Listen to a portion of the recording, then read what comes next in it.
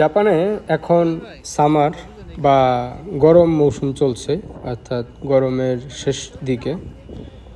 অনেক ধরনের ফুল এবং গাছের পাতার বিভিন্ন কালারে সজ্জিত হচ্ছে গাছগুলো। সব মিলে অসাধারণ একটা সময় যাচ্ছে এখন। ঘোরার জন্য খুবই পারফেক্ট এবং খুবই সুন্দর একটি সময়। আমরা আজকে এসেছি আশিকাগা ফ্লাওয়ার পার্ক। এটা একটা বাগান যেটা শুধুই ফুল। এখানে ফুল ছাড়া অন্য কোনো প্রাকৃতিক বা কৃত্রিম তেমন কোনো রাইড নেই। বাগানটা শুধুই ফুলের জন্য। শুরুতে মনে হয়েছিল যে ফুল দেখার জন্য একটা পার্কে এত দূরে যাওয়া এটা মনে হয় অর্থহীন, কিন্তু আসার পর মনে হলো যে না, আসলেই ফুলের যে কত রং হতে পারে আর কত সুন্দর করে ডেকোরেট করা যেতে পারে, এটা এই পার্কে না আসলে বোঝা যেত না। জাপানিরা যদিও সৌন্দর্য সচেতন এবং ফুলের পিছনে তারা প্রচুর অর্থ ব্যয় করে, অর্থাৎ প্রত্যেকটা বাড়িতে এবং রাস্তাঘাটে সব জায়গাতে শুধু ফুল গাছ আর ফুল গাছ।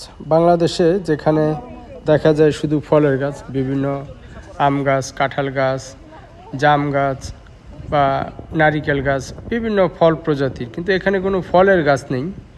যা আছে সবই ফুলের গাছ। খুবই অসাধারণ একটি পার্কে আজকে আমরা আসলাম। হাজারো রঙের ফুল, হাজারো প্রজাতির ফুল, কিন্তু একটা জিনিস লক্ষণীয়, সেটা হলো এসব ফুলের, বেশিরভাগ ফুলের ক্ষেত্রেই কোনো ঘ্রাণ নেই। জাপানের বেশিরভাগ ফুলেই তেমন বেশি একটা ঘ্রাণের অনুভব পাওয়া যায় না, কিন্তু রং বেরঙের একই গাছে বিভিন্ন প্রজাতির ফুল হয়, একই প্রজাতির গাছে বিভিন্ন প্রজাতির কালার হয়। এটাই হচ্ছে একটু ভিন্নতা।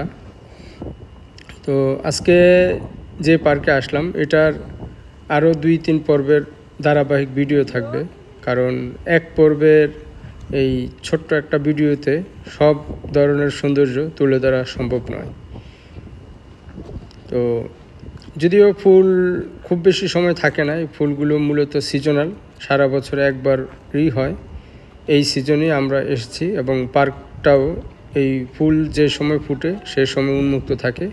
মূলত বিভিন্ন প্রজাতির ফুলের গাছ রয়েছে, এক এক সময় এক একটা ফুটে এবং এক এক সময় এক এক ফুল তার সৌন্দর্য ছড়ায়। এই হচ্ছে আজকের ফুলবাগানের এক পর্বের সংক্ষিপ্ত চিত্র।